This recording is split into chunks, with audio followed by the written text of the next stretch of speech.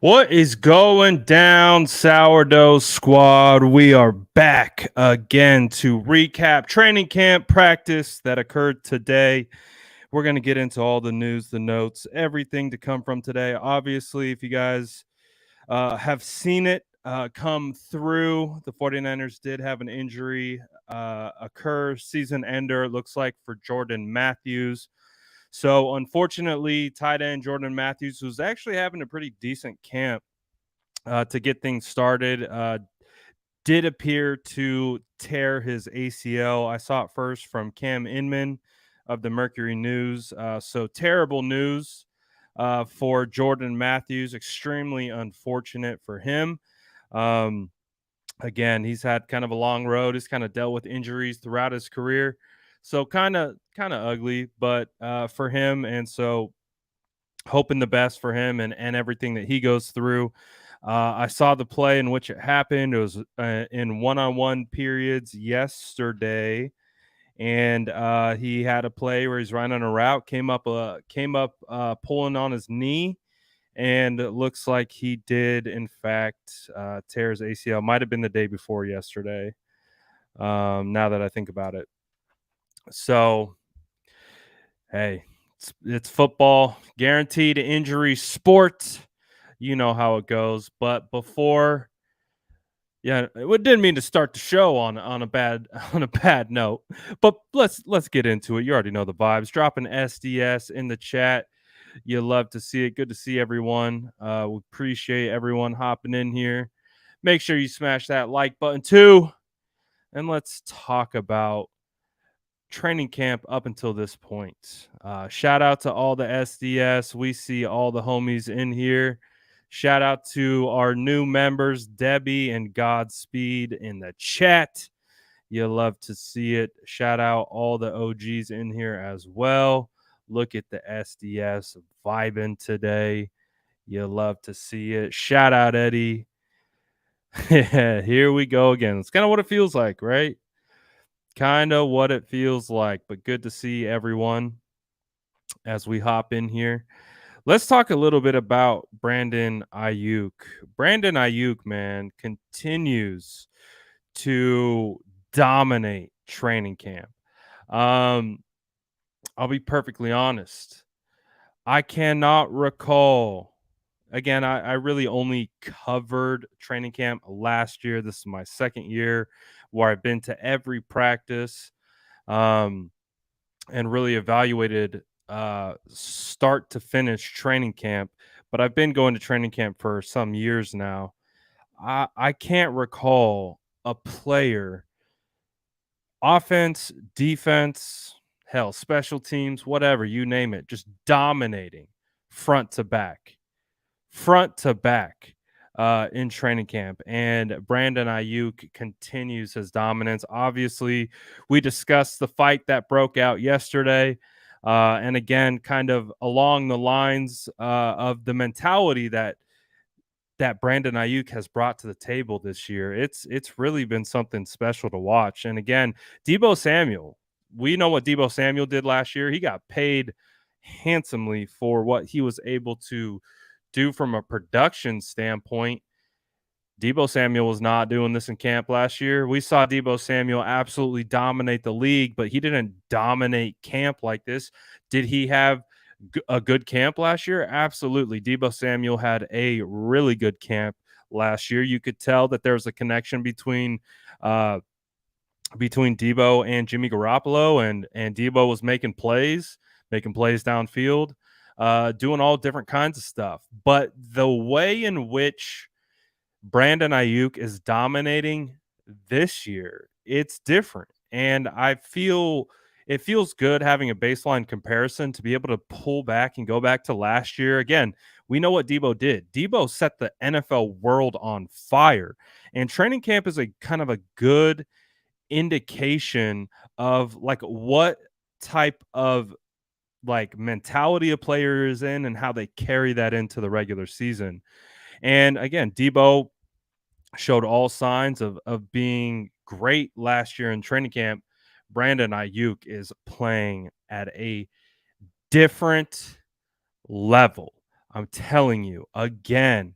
Um, you had Jimmy Ward talk about it today. Jimmy Ward talked about Brandon Ayuk, talk about how he even called himself.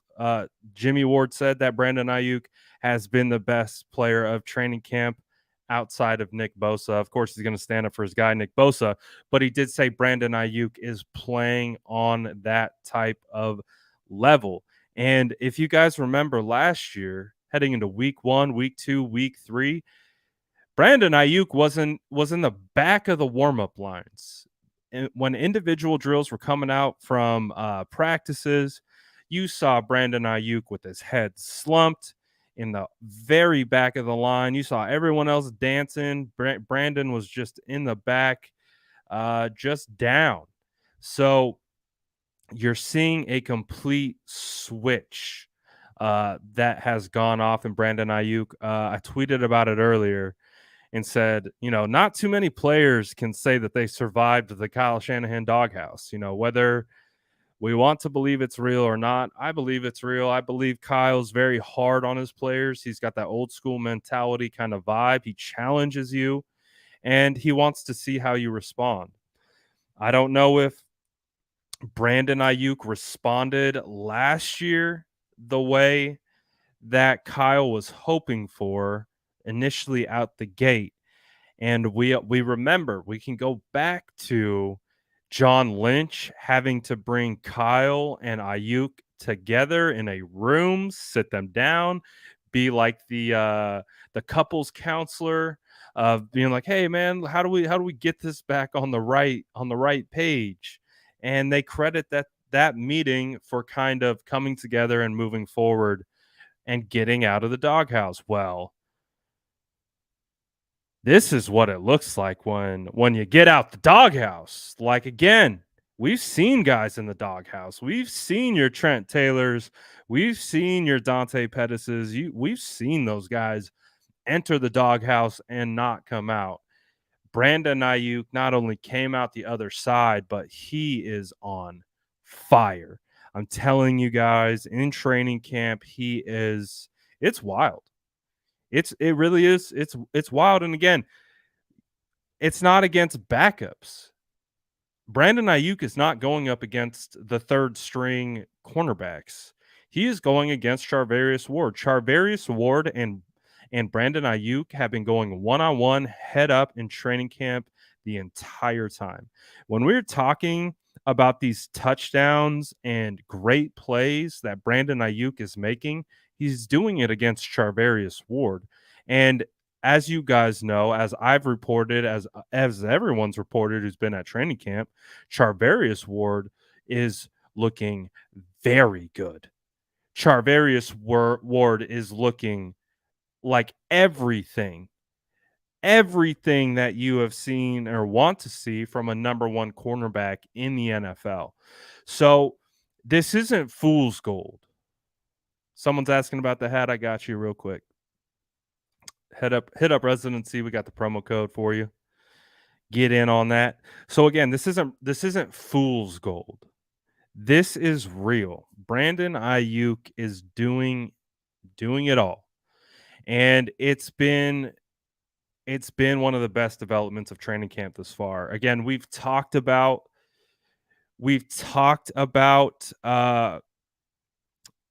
the connection between Trey Lance and Brandon Ayuk, and coming into training camp, how we thought that was going to be a real thing, how we thought that was going to be something that that was going to translate. It has absolutely translated. Those two guys are on a completely different level right now, and it's unbelievable. One of my favorite plays of today, again, guess who? Trey Lance to Brandon Ayuk. This was a particular play that was in the red zone period. So they will, again, they'll move into the red zone about 10 yards away, 10 to 15 yards away, and then they will run their offense. What this play looked like, it looked to be a play action, naked boot, basically booting out to the right side of the field. And if you know anything about naked boots, it's called a naked boot because there's no blocking. It's called naked because think about it. You are wide open when you hit and you turn and get your eyes back towards the offense. There's no one blocking in front of you, and sometimes in that when that happens, there's a defensive end who is running straight. The hope on the play action naked boot is that they bite on the play action. You hope that the defensive end comes screaming down the line thinking it's going to be a handoff, and then the quarterback boots out and tries to go opposite field. And this particular play, he did the boot, and then you had a defender bearing down right in his face. And I was like, oh, this, not looking good. I was like, this is definitely in the hands of the defense on this particular play. And again, and that's even with like knowing Trey Lance's athletic ability, his ability to move, run, throw on the run. Well, he proved me wrong like in real time. And he took this play action boot. He faded off his back foot, little like sidearm toss. I was like, oh, this is going to be interception. Like he proved me wrong the entire time. I thought it was going to be a sack. Then I thought it was going to be an interception. And guess who caught it? Brandon Aiyuk on the tight right side of the end zone for a touchdown. Refs threw their hands up in the air, said it was a score. I mean, these guys' connection is on a different level. Again, Jimmy Ward talked about it, talking about how they're just going bonkers out there. It's really good to see. It's a good development if you're a San Francisco 49er fan because Deebo Samuel is just getting into the mix. Deebo Samuel really hasn't had an opportunity to mix in a whole lot. Deebo got targeted today from Trey Lance. Trey Lance actually dropped a bomb on Deebo. Again, Trey Lance's deep ball looks so nice. Like you're starting to see the confidence in the deep ball. He's really taking a step back and letting it go. And he dropped it right in the bucket of Deebo Samuel, probably 40, 45 yards downfield. But I couldn't tell if it was a drop or a pass breakup. It looked like one of the two. Emmanuel Mosley was tight in coverage, but it was a really good pass by Trey. I just couldn't tell why the ball wasn't caught. Looked like it landed right in the breadbasket of Deebo Samuel on a deep shot. And it really just looked like either really good coverage by Emmanuel Mosley to break it up, and we've seen that before, or Deebo just dropped it. Can't really tell. But again, it was a good pass by Trey Lance.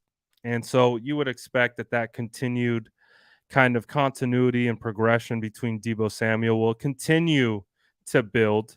But right now it is the Brandon Aiyuk show. He had another really good catch in team periods on Ambry Thomas.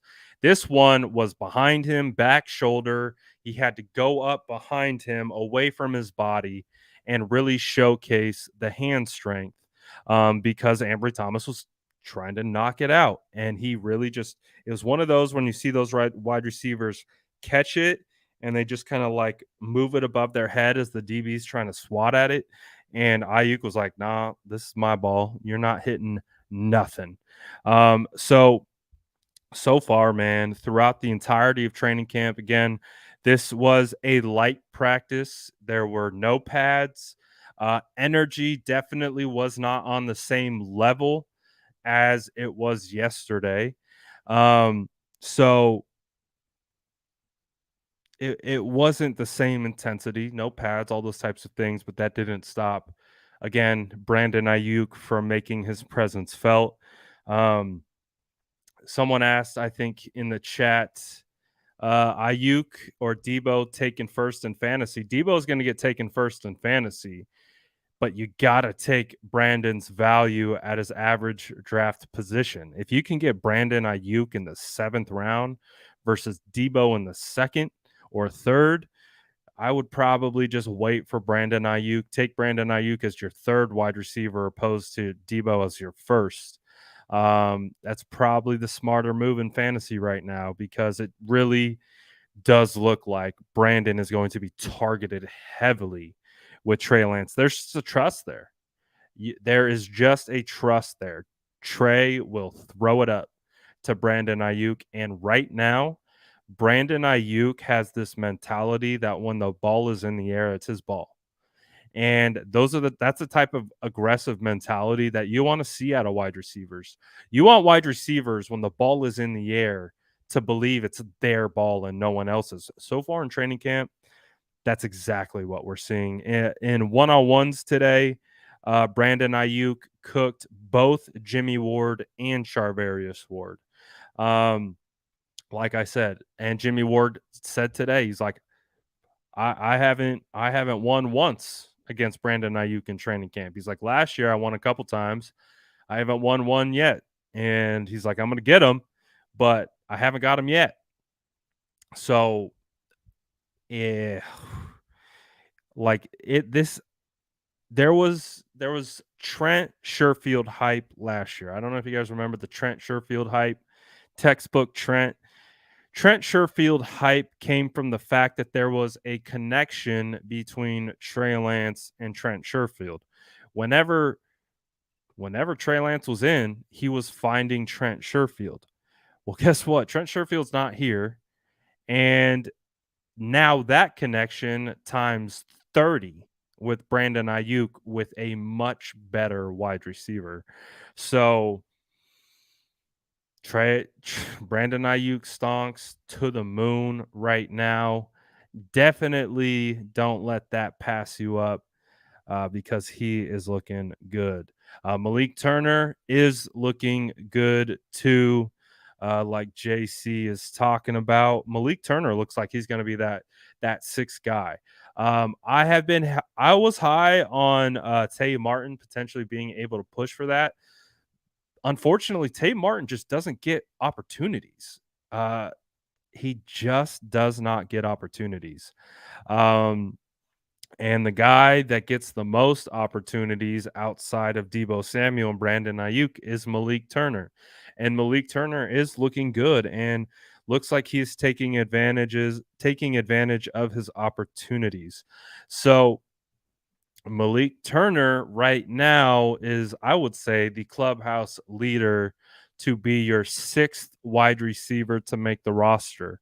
Ray McLeod, he stayed after a solid 30 to 40 minutes after practice, working on routes, working on contested catches by himself. It started out with the coaches, then they left, and then it was just him. Ray McLeod stayed for a long time after practice. He got some run today. He was back. He made a couple catches that looked pretty good. Juwan Jennings actually having a slow start to camp. Juwan Jennings was a guy that I was looking to kind of come out swinging. Juwan Jennings is actually having a really slow start. He had a would-be touchdown in a 1v1 period where he cooked the DB, whoever was guarding him. I can't remember who it was. Ball hit him right in the hands and he dropped it. And you're like, oh no, because he's had a couple drops in previous practices. Then he comes back in one-on-one towards the left corner in the red zone, goes up and high points the ball, catches it, but Ambry strips him. And they also said his feet were out of bounds and they called it incomplete. So Juwan Jennings today stayed after practice specifically to work on catching. So right now, it's Brandon Aiyuk. Danny Gray exploded onto the scene yesterday. Danny Gray was definitely more quiet today. But the fact that Danny Gray exploded yesterday during pads was really nice. He absolutely just dominated practice yesterday. But again, it still has been the Brandon Aiyuk show. Thomas says, I always wanted Brandon Aiyuk to break out. Wouldn't surprise me if he made the Pro Bowl this year with 1,200 receiving yards. I feel like my prediction last year of Brandon Aiyuk feels accurate this year. I predicted Brandon Ayuk last year was going to have 1,400 all-purpose yards. Well, we know that didn't work out. This year feels like a 1,400 yard season for Brandon Ayuk. Like it feels like Brandon is going to go insane. Again, the connection is there. He has the raw ability. He's clearly matured. He clearly has the mentality, the confidence, like Jimmy Ward spoke about today, was one of the big things that has changed in Brandon Ayuk is just the confidence. He has the confidence, and you check the scans a little bit. You go in there, you kind of see, like do a quick check and determine if he's made of the right stuff. And it does it feel we went in, we took a look, and it definitely does appear that Brandon Ayuk, he got that dog in him.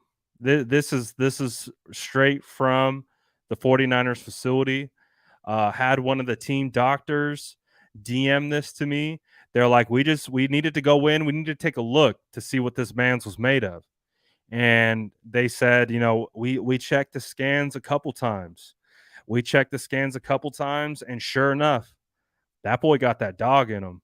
And I was like, ooh, love to hear it. Love to hear it. Love that Brandon Ayuk has that dog in him.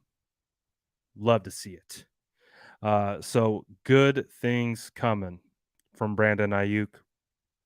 Definitely turning out to be a potentially big season for him. You also had Brandon Ayuk post this onto Instagram earlier in the day after practice, especially after Jimmy Ward went up and spoke. He said, Jimmy Ward always respect me. I'm going to respect you. Try and lil bro me. We going to have issues, big dog. Who do you think that post is directed at? Who do you think that post is directed at? Again, scans from the team doctor appear to indicate that Brandon Ayuk got that dog in him and he wants all the smoke. Brandon Ayuk said, I'm not your little bro. Ayuk said, I'm not your little bro, man. He said, treat me like a man. I'm not your little bro. Again, team doctors sent the scan over, and per sources, Brandon Ayuk got that dog in him, and he wants all the smoke. He wants all the smoke. He ain't messing around. So Brandon Ayuk does really feel like he is in it for a big, big season. Again, this was one of the quotes from Jimmy Ward saying, I feel he's having the best camp of everyone on the team besides Bosa. And that's fair, but I would also say that I think Brandon Ayuk is having a better camp than Nick Bosa. Nick Bosa is Nick Bosa. But I think we understand what Nick Bosa is, whereas Brandon Ayuk is performing at a level that we've never seen. We've never seen Brandon look like this. So Brandon right now is out there looking like Justin Jefferson or Jamar Chase or whatever top tier wide receiver, Stephon Diggs, like whatever top tier wide receiver you want to reference. That's what we're getting out of Brandon Ayuk in training camp through the first 7-8 days of practices. So it's really been like this. We're not messing around. Like this isn't just us pushing a narrative. We're reporting on what we're seeing, and what we're seeing is that it's Brandon Ayuk season. So I know, again, a lot of you guys play fantasy football. If you guys are playing fantasy football and you want to win your leagues, it feels like this is going to be a guy who's going to be helping people get to a championship. Um, but I also do. So, what do you guys think, though? What I want to see what your guys' opinions are. Drop it in the chat. Obviously, this is about Fred Warner. Like, let's be real. We know what sub posting is. What do you think about this? Clearly, again, we had Fred Warner earlier this week tell the media that he is purposefully annoying to Brandon Ayuk, and those are his words, right? Those are his words um, to the media, and saying, "Oh, I like to poke fun at him." Well, coincidentally enough, they get into a fight pretty soon after that was said to the media, and then you get this particular thing. I think feels like Brandon Ayuk is demanding his respect. I don't know. Notorious Gaff said you poked the bear, Fred. Yeah, he sounds like he's had enough. Sounds like he's had enough. He's here. He's sounds like Brandon Ayuk has said, "I've arrived." I agree with this. Hawk Hater says their points have been made on both sides. Now they got to chill and just ball. I agree with that. I agree with that. Anthony says you got to earn respect. Ayuk doesn't take to that poke fun, kind of like with Coach last year. I've kind of noticed that. I've had my own interactions with BA. I don't think he's a big jokester. I don't. I think he's pretty serious. I think he's low key, but I think he's pretty serious. I think he's about it. He doesn't like to joke about his stuff. Um, and I can respect that. I can definitely respect that. I don't think he likes that kind of stuff. I don't think he likes being told what to do. I don't think like I I'm learning more about BA too as we kind of move through this. Obviously BA is pretty quiet. He keeps to himself, feels like a bit of an introvert, and that's fine. I can respect that. I'm an introvert as well. Um, I don't think he likes the poking fun stuff, which I can understand. Um, Boats says BA growing up before our eyes. Um, let's see here. My guy says no more funk, squash the beef. Debbie says Fred is bringing out dog in the man on the field on purpose. Time to focus on the mission at hand. 100%. 100%. All fun and games. But again, it's just these guys are balling, man. These guys, Ayuk, is taking it up a notch. And like J Tan saying, BA not a joke. He doesn't joke around. He does. I've realized that. I've realized that firsthand. I've had my interactions with BA. He's not. I don't think he's a jokester, man. I think he's a. What did the great Marshawn Lynch say? What did the great Marshawn Lynch say? I'm about that action, boss. All right, I agree. Clearly, I agree. I think Brandon Ayuk is about that action, and that's about it. Don't test him. Don't poke him. Don't don't joke with him. He's about that action. I respect it. I get it. Noted. BA is gonna have a good year, man. Looking forward to it. Really looking forward to it. And again, confidence. Just confidence. I think it was alluded to by again what Jimmy was talking about.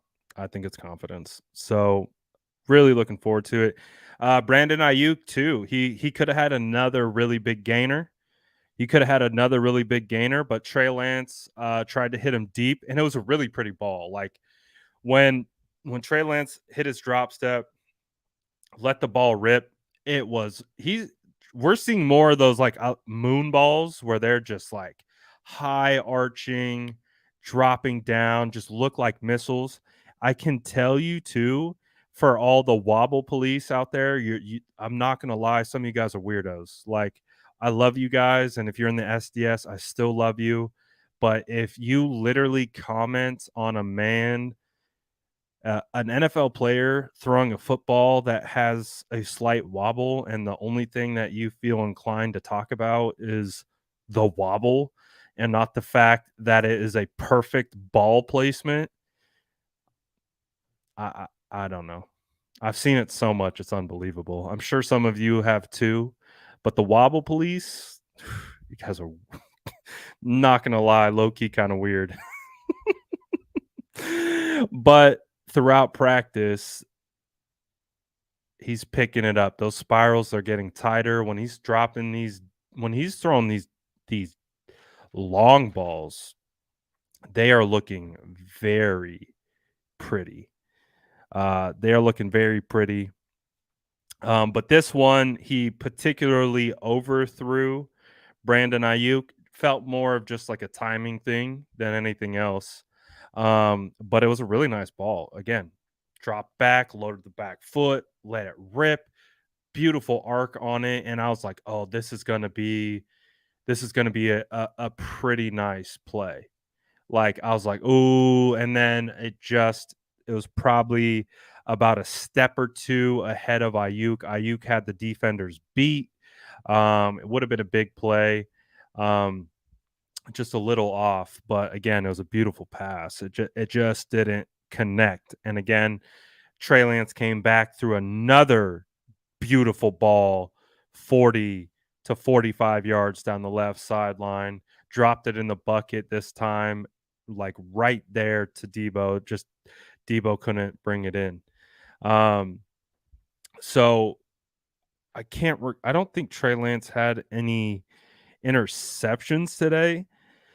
I think Trey Lance again um, didn't have a phenomenal stat line or anything like that. I gotta tell people, please don't judge training camp practices on stat lines. That's not how camp. That's not how practices are constructed. Practices are not constructed to like ultimately determine what peak efficiency looks like. Like, they're not trying to be ultra efficient. Like today, during the um, first team period, they were definitely trying to throw to the running back. Like, it was crystal clear that they were trying to get the ball to Hasty, to Elijah, to Jordan Mason. They were trying to work the passing game through the running backs. And we've talked about it on this channel when the hiring of Anthony Lynn came through. One of the first things that we talked about was, I wonder if Anthony Lynn is going to somehow add an influence of more passing to running backs, because historically under Anthony Lynn, you go back to the Chargers, go check out um, go check out what Melvin Gordon was doing with the Chargers in the 3-year run that Anthony Lynn had. Uh, Melvin Gordon was getting 50, 60 catches a year out of the backfield. And the 49ers under Kyle Shanahan historically have not thrown to the running backs, like to the point where sometimes we're like, why don't we just check it down? Like, if it's not open, just check it down. Like, get it to a just a little quick hitter to the running back, an extension of the run game almost. We don't see a whole lot of that. They like to get the ball out quickly over the middle of the field, not necessarily like out into the flats with the running backs. So today in the first period of team, like when we talk about stats, like they were clearly putting an emphasis on getting the ball out to running backs. I was waiting for this one. Justin says, who looks like the best receiver out of the RBs? It's either Hasty or it's Jordan Mason. Those are the guys right now. And again, we know JaMychal Hasty has been historically the third down back with the 49ers. But again, Jordan Mason, he had another one today. Just another one where I believe it was a pass to the kind of to the left. It's a pretty quick hitter right out of the backfield.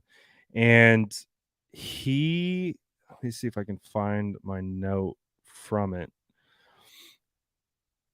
He did this stop cut that like I literally was like I said oh like out loud like in team like it was team period. It's running off to the left side, did this straight up just full speed, completely chopped it down and cut to the inside, and I was like oh, it's like Jordan Mason, man. Like I was like, wow.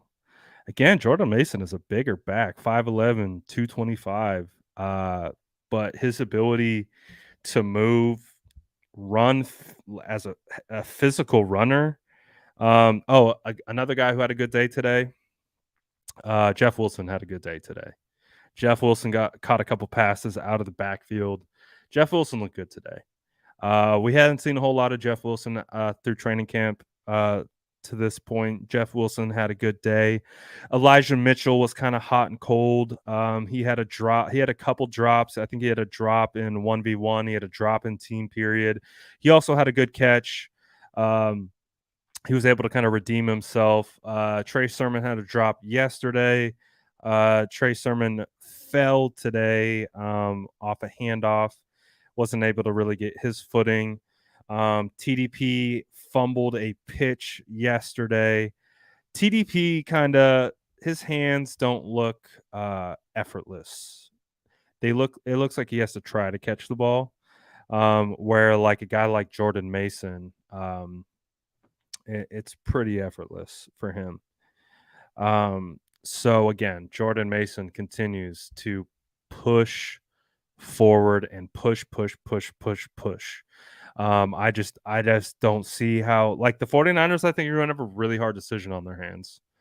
They're going to have a really hard decision on their hands. I don't think cutting Jordan Mason would be a smart one, especially once they put him out in preseason and the rest of the world gets to see Jordan Mason. And Jordan Mason, has a field day. I don't think he's going to be one of those guys that you can cut and skip on over. But again, it's a good problem to have. 49ers have a decent amount of running backs, good running back depth. Again, we know what Elijah Mitchell is, so not too concerned there. Elijah Mitchell would have had a touchdown run right up the middle. That looked really good. He had a couple good runs from what I could see. Again, no pads today. No pads, so take it with a grain of salt. But so far, running backs look good. Not too bad. Yeah, let's talk about O-line. I can definitely do that. Did Kinlaw practice today? I think so, but again, it was there was no pads, so I really wasn't paying a whole lot attention to the trenches. Appreciate you, Paul. Appreciate you watching from across the pond. Smash that like button if you haven't already. Would appreciate it. But yeah, let's talk a little bit of offensive line. So yesterday, Brunskill made his way into the starting group. Today, he falls back into the second group. So they're continuing to, but they still splitting reps. So I don't know. I don't know what the thought process is. The only thing that I can think of is that Dan has kind of struggled with snap placement early in shotgun. And when I say struggle, it's not like the play is not functional. Like, I don't want you to think that. It's just like there might be a little low. He's more of a down and away type snapper right now. But I did specifically watch Brunskill and watch his snap placement today, and his snap placement was good. I was zoned in, like watching Brunskill, where the placement was, because again, Brunskill's been staying after practice every day to work on his snaps out of shotgun. But again, he kind of rotated back to the second unit, but still got reps with the first unit. So there's clearly a little battle going on between who's going to be the starter. We'll see. Um, you know, I thought Brunskill has been playing well for the most part. Brendel has been playing decent, but Givens did get the better of him on one play today. But for the most part, I haven't seen Brunskill make many mistakes from a blocking standpoint. Um, so we'll see how that continues to progress. Someone asked about West. West has been primarily running with the threes, and he's like locked in to be the third string center. Poe has been playing right guard. Um, but as each day goes on with the offensive line, the more and more I am comfortable and getting excited about Spencer Burford. My scouting report on Spencer Burford when he was coming out, great athlete, moved very well, good first step quickness, great strength. Technically, and this was as a tackle, technically a little clunky. And if you guys remember when we were doing our draft show in real time, I said he looks like a guard to me.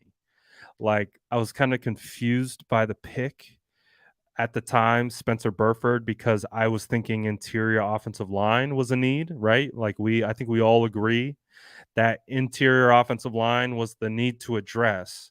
So when they took Burford, who was a tackle at UTSA, I was like,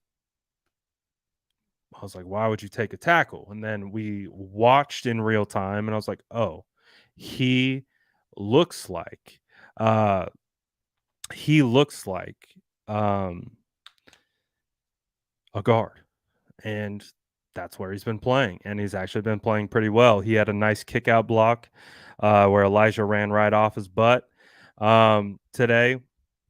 They pulled him, so that was good to see that he was able to pull. 49ers throwback says, I heard Spencer Burford beat Kevin Givens today. I saw Kevin Givens beat Brendel pretty bad. So I don't know if those two are related, but Kevin Givens has been an underrated performer in training camp. He has been out there. He is the starting interior defensive lineman next to whoever they put. It's either Kinlaw, it's Kerry Hyder. They rotate Omenahue down, they rotate someone else down. Kevin Givens is like the entrenched starter in the interior defensive line, and he looks pretty good. He looks pretty good. I don't think he gets enough credit. Um, Aaron Banks, he looks okay to start camp. I wouldn't say he's out there looking like a world beater or anything like that. But you got Mike McGlinchey back today. Trent Williams is still out there. So overall, the offensive line is getting better as camp progresses. Obviously, no pads today. So it kind of is what it is.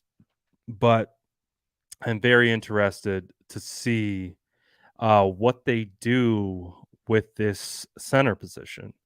Um, I would like to see it kind of locked in sooner rather than later, but maybe their kind of interpretation is we have a lot of time to figure this out. We got we got 3 preseason games to kind of figure this out, see what we want to do. So we'll see. Again, I still feel that it will be Brunskill in the end. Um, but we'll see. We'll continue to watch how it plays out and see what the splitting of reps looks like next week. But yeah, so far they're getting better. They're getting better. I feel really happy with Mike, where Mike's at. Feels pretty good.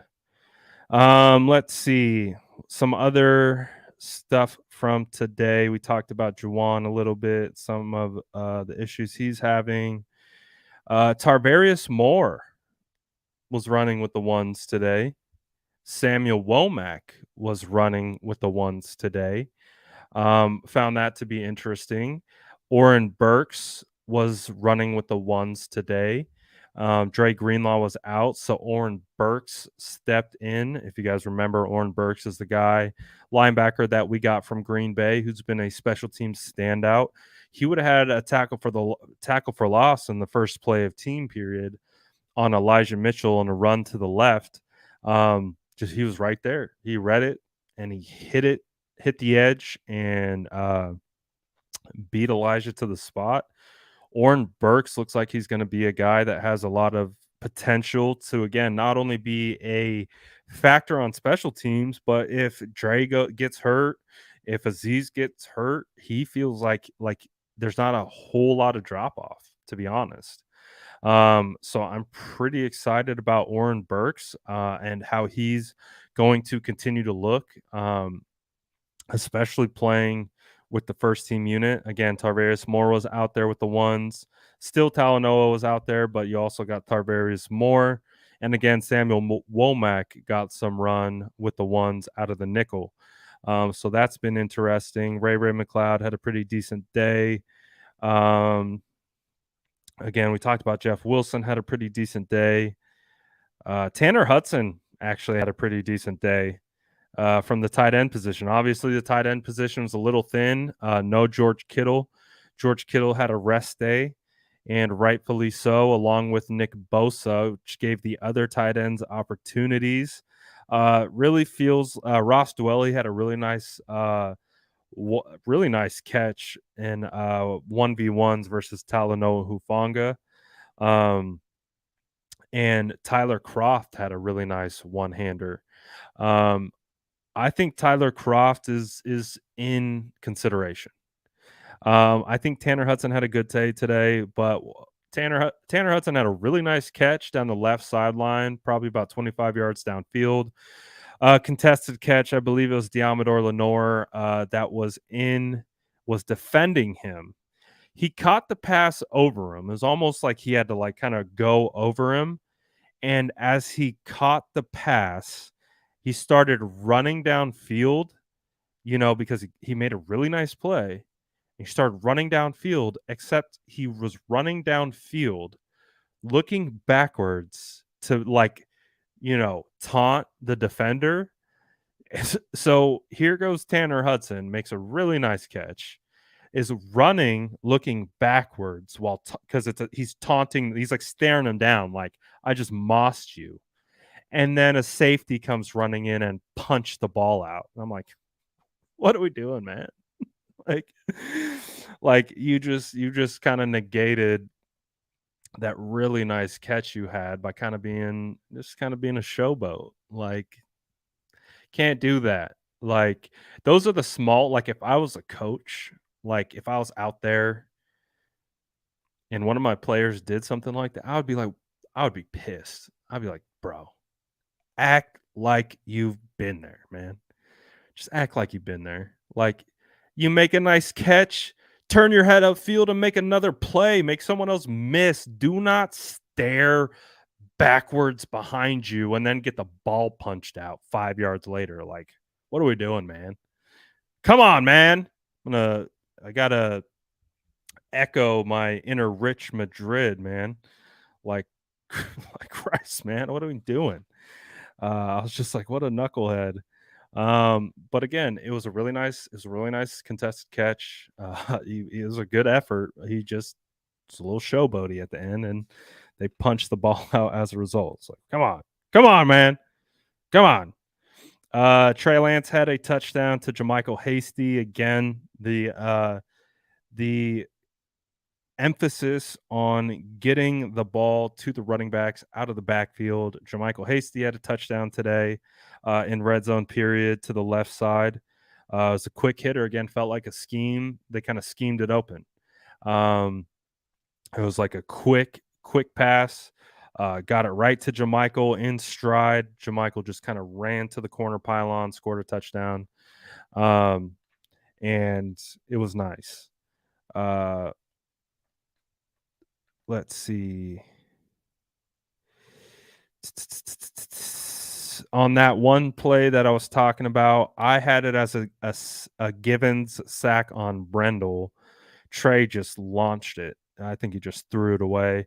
There were 2 plays where Trey just launched the ball, but I think it was because it was oh, the defense today. Let's talk a little bit of defense today. The defense freaking brought the noise on one play. They literally brought like 7 or 8 guys. Like they're they're not giving Trey Lance vanilla looks. They are, and I like it. I like it. I like that they're not giving Trey Lance vanilla looks. This is what it came down to. You could see it was like double A gap pressure instantly. They had both little linebackers walked up into the A gaps. They were not hiding that this was a blitz. They were bringing 7 to 8 people on this particular pressure right off the gate.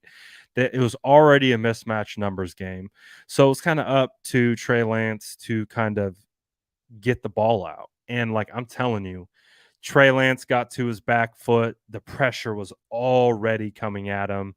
Like it was bearing down on him, and he just ripped it. Now, it didn't look like him, or I couldn't tell if it was a throwaway or him and Debo weren't on the same page with what route was being ran.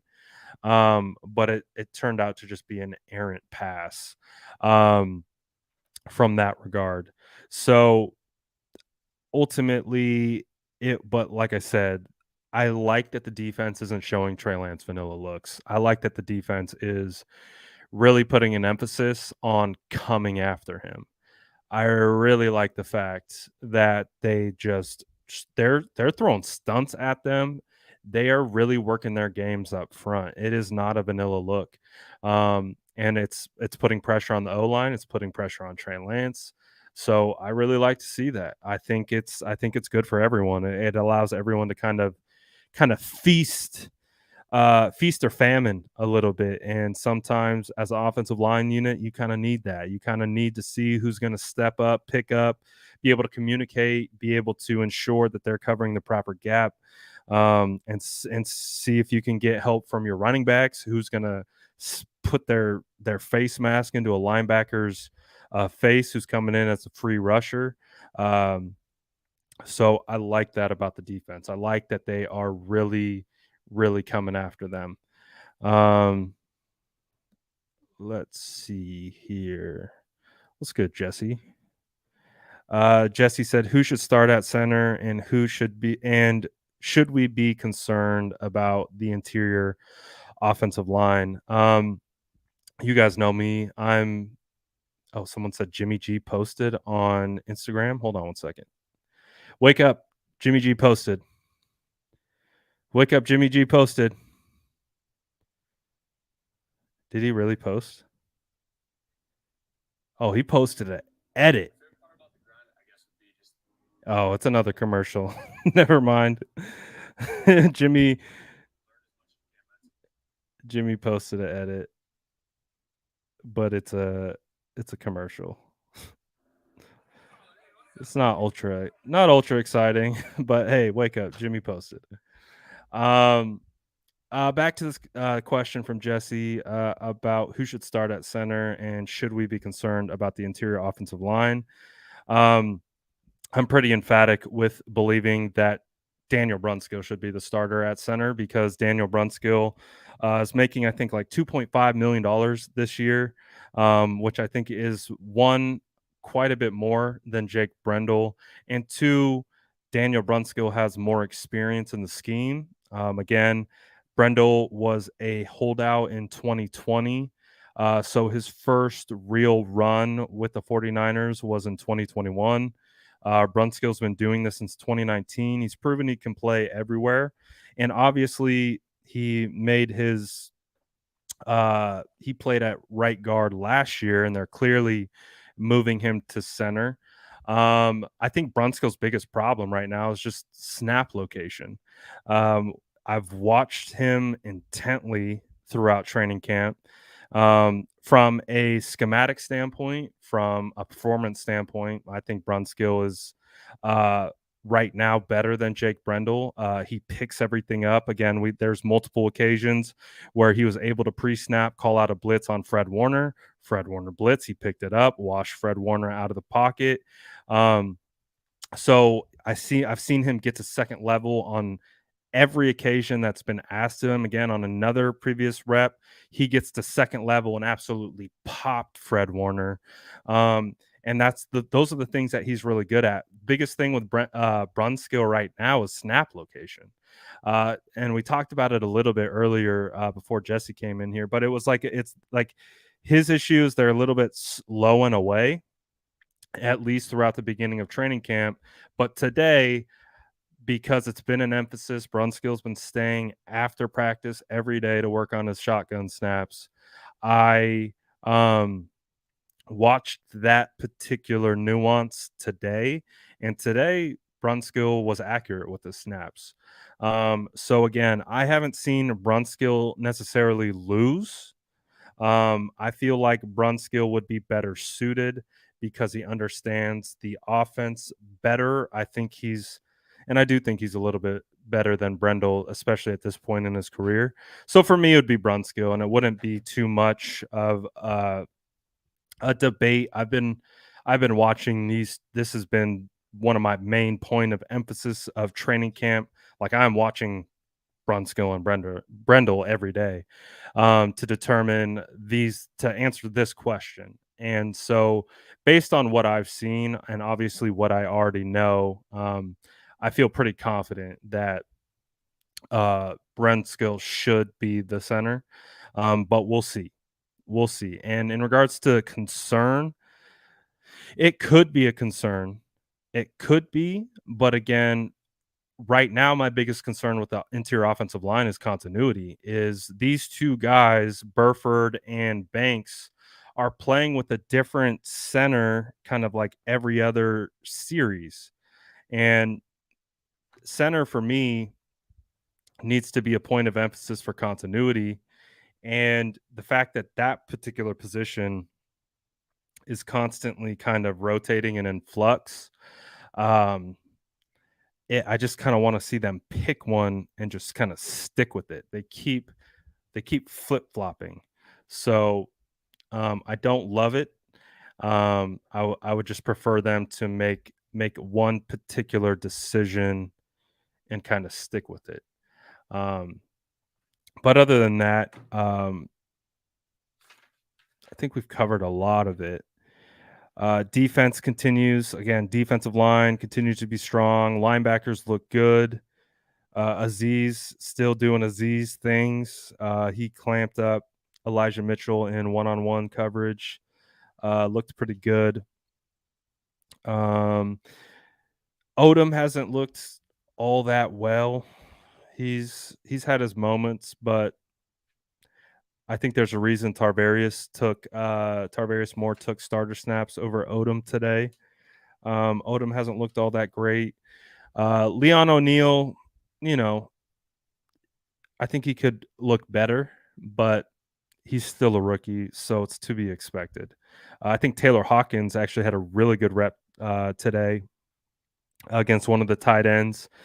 Did a really good job of running his route for him. Should have had an interception in the one-on-one period, but he dropped it. He was pretty upset with himself.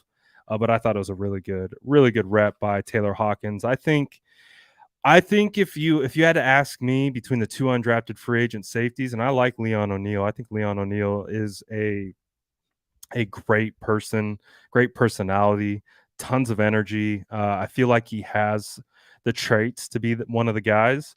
But I would say right now, I feel like Taylor Hawkins might have a little bit of a leg up on Leon. So we'll see as camp continues.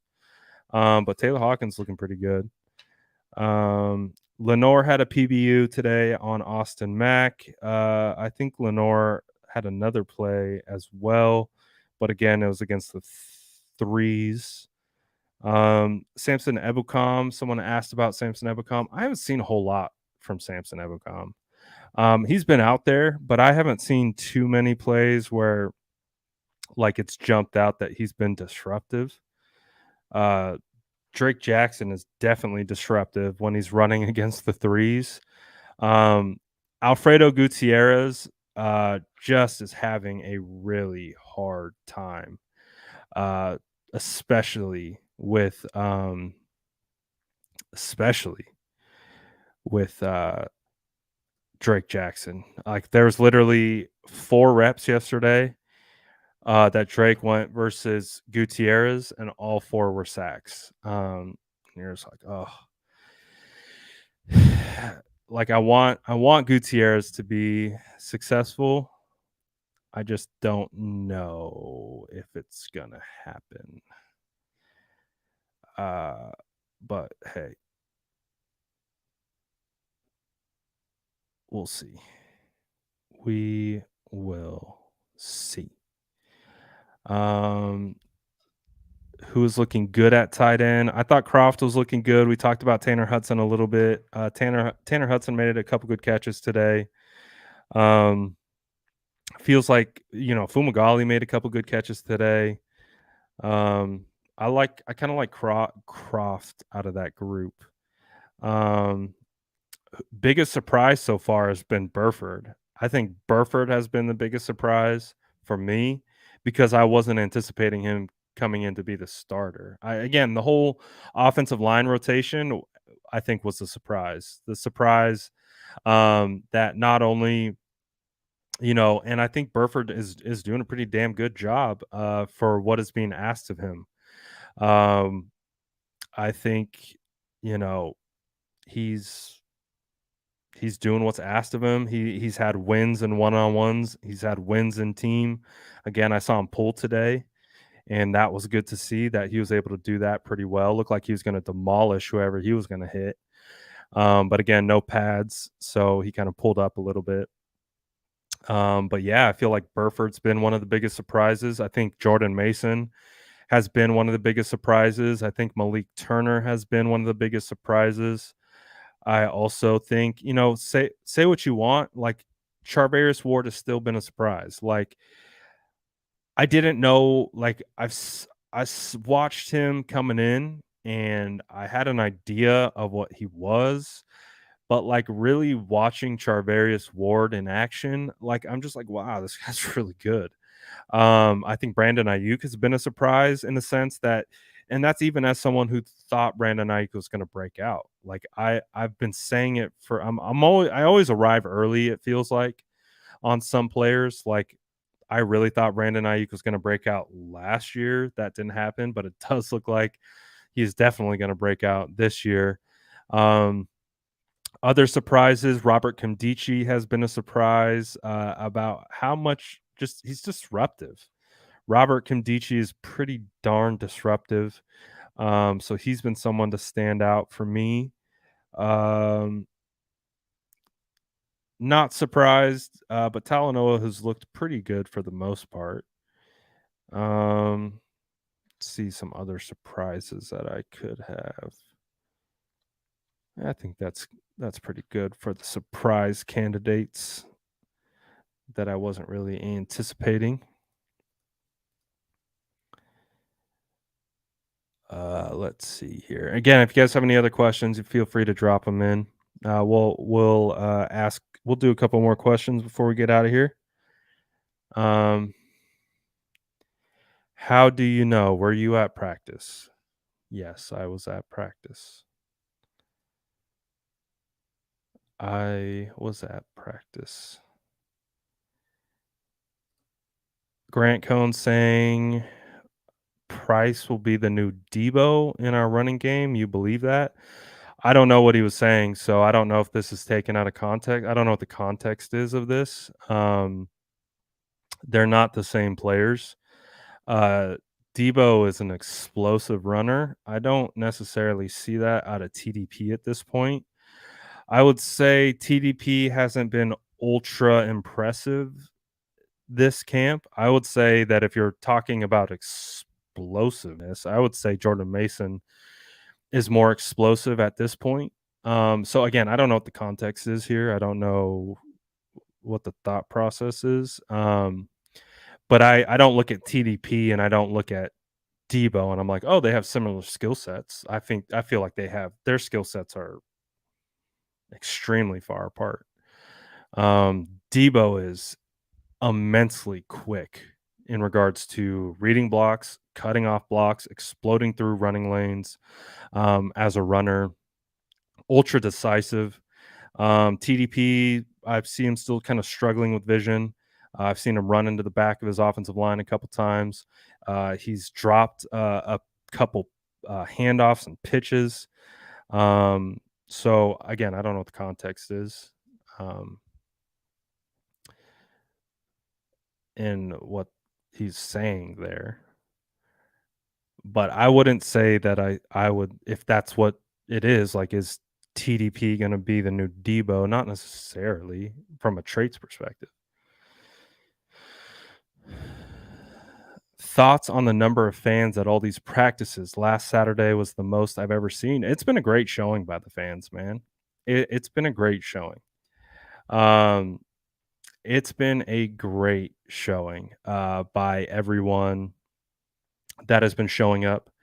It's been a lot of fun, man. A lot of people out there at training camp. I've been there every day so far, so it's been pretty impressive. It's been pretty impressive. How's the interior O line and D line look? Interior O line is still getting their footing under them. Again, we've talked about the rotation at center. Still waiting for them to kind of find a definitive role for who's going to start there. Defensive line looks phenomenal. Defensive line looks absolutely phenomenal. Super, super good. Let's see.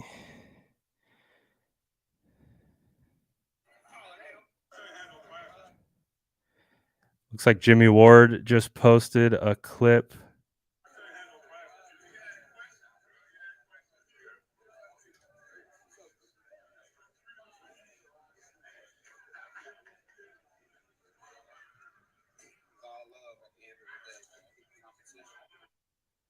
I love it. I'll show it up so you guys can see it. I'll bring it up so you guys can see it. So we talked about this at the earlier part of the show about the kind of post that Aiyuk made. So let's see. We are going to go to, hold on.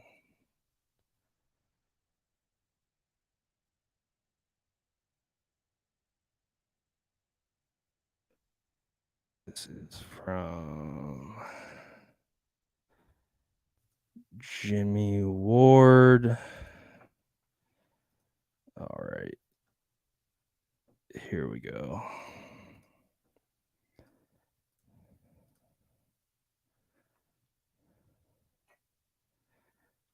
All right. You guys see it?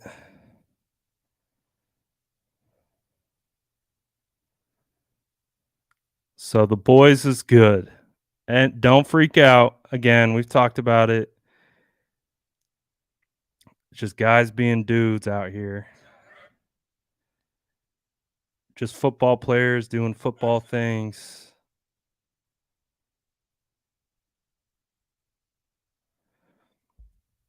Just football players being football players. So if you didn't see it, here it goes again.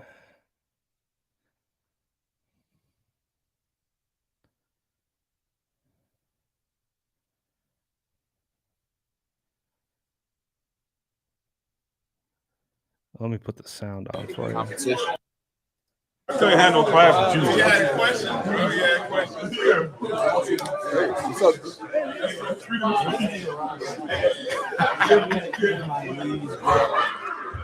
It's all love at the end of the day, man. Competition. So you love to see that. Again, no drama. Things get hot on the field. Hey, when you're a competitor, that's what the vibe's like. That's what the vibe is like.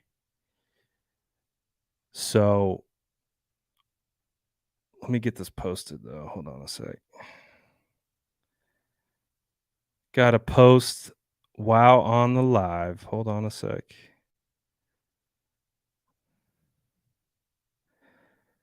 All right, let's get this out. Post.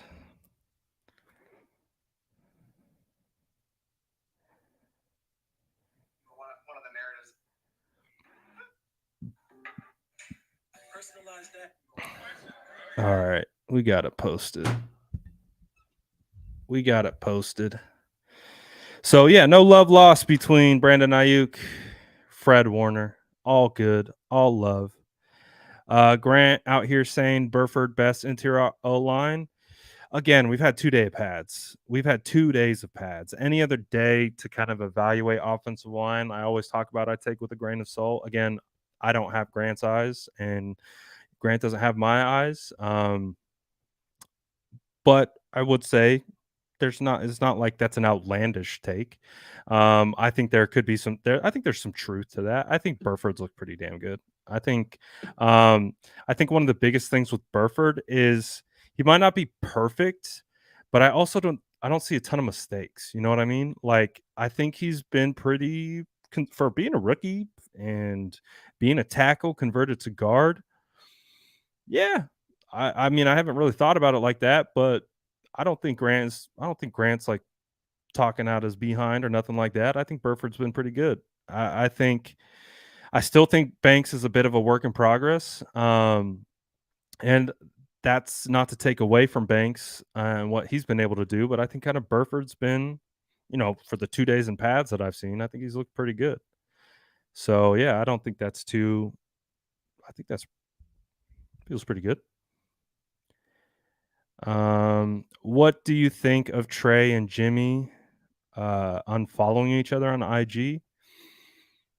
It is what it is. I don't think they're best buds like they really kind of talk about, but it is what it is. Justin says, I know you touched on it, but does Jordan Mason look hard to bring down after the catch? Yes, he does. He really does. He looks like a load. Definitely looks like a load.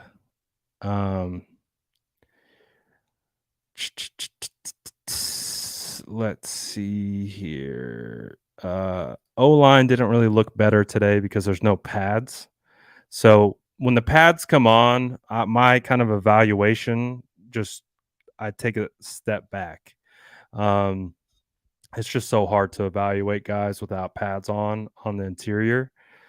So I try to do my best, but it becomes more of a finesse game, and the trenches isn't a finesse game. But the O-line has been looking better. They've been getting better as the days have progressed, and especially when Mike McGlinchey and Trent Williams are back in the fold, the offensive line definitely does look a little bit better. How is Charles Omenihu doing? I think Charles Omenahu's doing pretty dang good. He hasn't made a ton of big splashy plays, but I think for the most part he's looked pretty good. Again, they use him on the interior. He's looked good in one-on-ones. He was able to drive Aaron Banks back pretty darn good. But yeah, so far so good.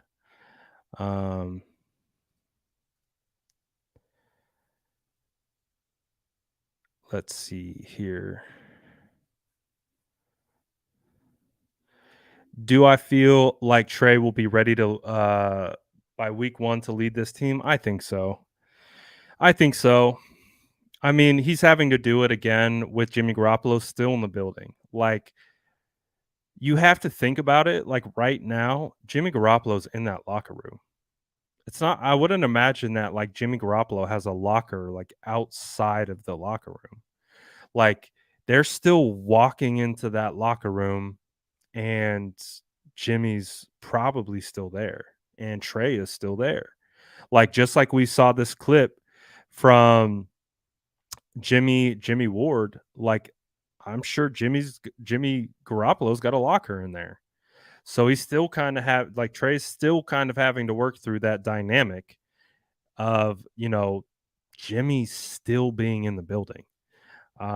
So So we'll see. But I think he will. I think he's again, get the man all the reps. Get the man all the reps. Tell us about about signing autographs. Yeah, that was wild. Literally forgot what my signature was when my guy asked me for an autograph. I was like, you're asking me for an autograph? Like, what the hell? It's a very humbling experience. It's really cool. Shout out to everyone who said what's up, man. It's been a humbling experience. But yeah, that was pretty wild.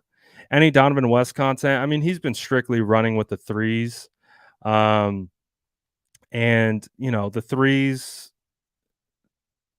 I try to watch as much as I can. Ooh. Where did that clip come from?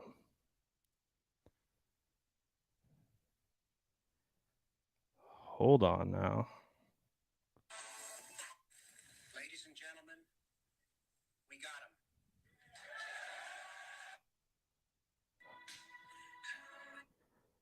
Hold on now. Hold on. What is this?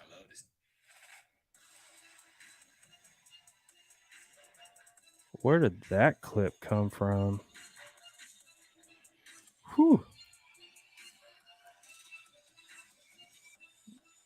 Maybe I missed it, but that was a spicy clip.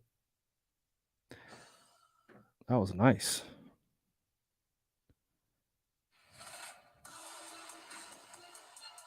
All right, I got to show you. I can't just watch it on my own. I got to actually show you. I got to show you this clip of Aiyuk. This is from,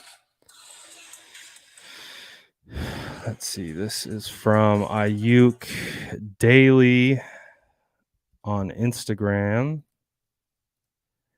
This is a nice clip. Sheesh.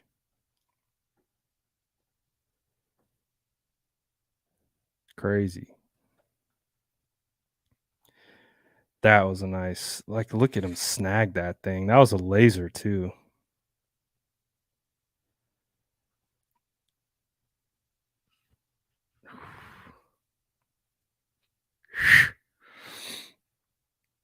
You going crazy.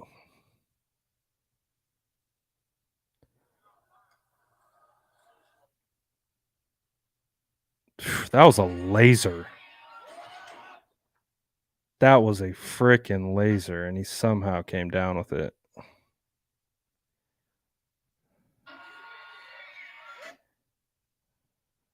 Dang. Great pass.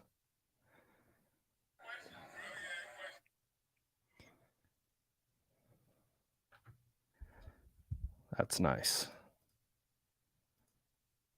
That is nice.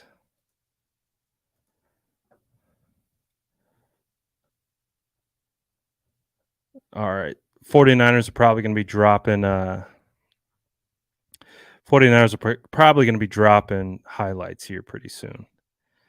But Donovan West hasn't looked bad. Like, he's been primarily running with the third string. He hasn't looked bad. But again, he's also running against third string. So it's kind of like it's an interesting evaluating third string versus kind of third string. But he hasn't looked terrible. The third safety, Tarvarius Moore. I felt like it was going to be Odom, but it does feel like Tarvarius Moore is really pushing for that, man. Croc, call me about talking O-line. Nope. Let's see.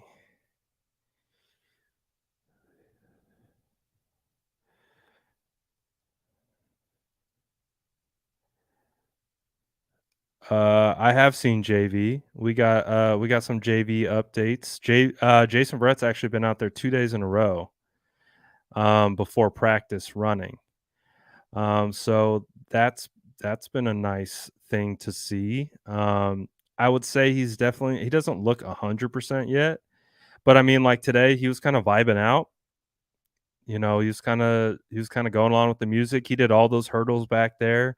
Today's workout definitely looked a little bit more intense than yesterday. He was doing resistance sprints too. He's looking like he's going to be able to play this year.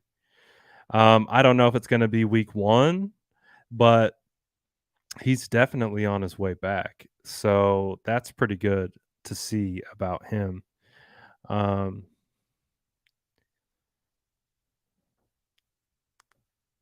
I'm pretty excited about getting JV back. How does the interior D look like against the run? I mean, so far in practice, the 49ers offensive haven't been able to really get a whole lot of big runs up the middle. So that absolutely the defensive line has been doing a really good job on the interior. Kevin Givens, Javon Kinlaw, Kerry Hyder's been playing on the interior a little bit. They've been doing a pretty good job. Robert Kimdichie is creating a lot of havoc too. So they've been doing a pretty good job. So far, so good. Why does it seem like the reps are evenly distributed to the quarterbacks? Shouldn't Trey getting the majority? Yeah, it's been a pretty even split between first, second, and third string. Like they're all getting a pretty even crack at it. I wish I knew and could give you an answer to why. I think it feels like it would be beneficial to just kind of like roll with the first and second string, but I guess also at the same time you kind of have to. You got 90 guys on that roster, and there's gonna be 53 of them here coming up pretty soon. So I think that you gotta really figure out. You got to really figure out who you have. So they're clearly giving guys an opportunity. But it feels like Trey's getting about 14 to 15 passes practice. Seems to be about the average of what he's getting. So we'll see. So we'll see. I imagine it's going to tighten up closer to the season when it comes to reps, but he's still getting good work out there. He's still getting good work out there for the most part. So, again, overall, things are looking good. Nothing to be afraid about. BA and Fred are all good. No bad blood between the two. Everything looks good. Everything looks Gucci. Hey, iron sharpens iron. Someone said, how does McLeod look? McLeod looks like he's going to be a factor. Feels like he's still kind of finding his groove and consistency, but he had a couple good catches today. Feels like he's going to be a guy that the 49ers are going to be able to get involved. Feels like he's still trying to find his consistency, but we'll see. We'll see how it goes. We'll see how it goes. But I think that's a good time to wrap it up. Yeah, I've seen Lenore. Lenore's been making plays, but he's been with like the third string primarily. He hasn't really been really integrated into the first team or anything like that. So Womack's playing in front of him. Darquez Denard is playing in front of him. So it looks like Diamodore's pretty buried on the depth chart at the moment.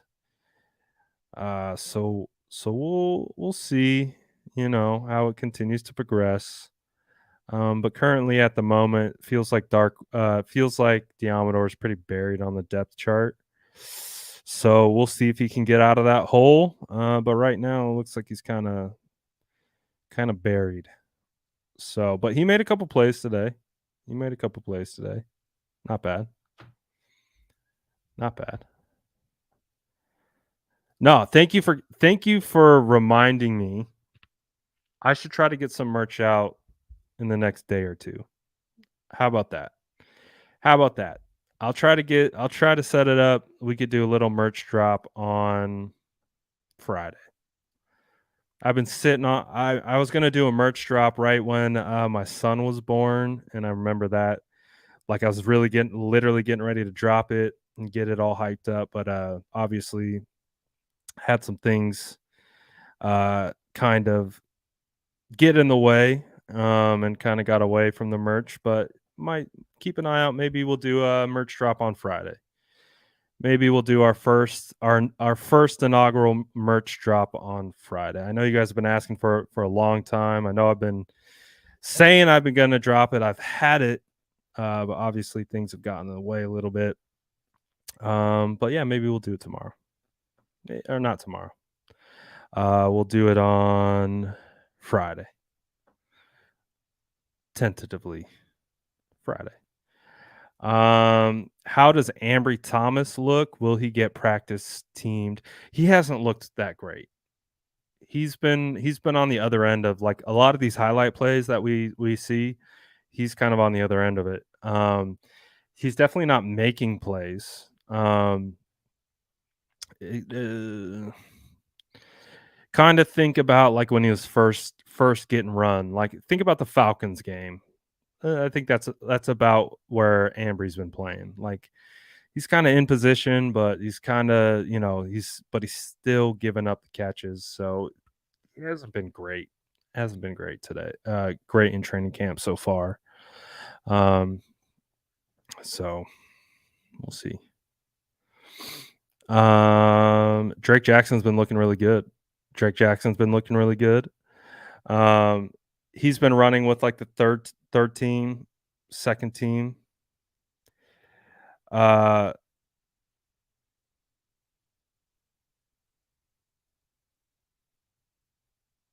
So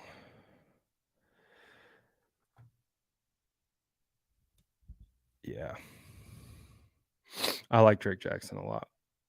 Drake Jackson looks like he's going to be good. But I'm going to get out of here, guys. We're going to have tomorrow off, but I think we're going to come back with more analysis tomorrow. I think we're going to have Ponte on, try to get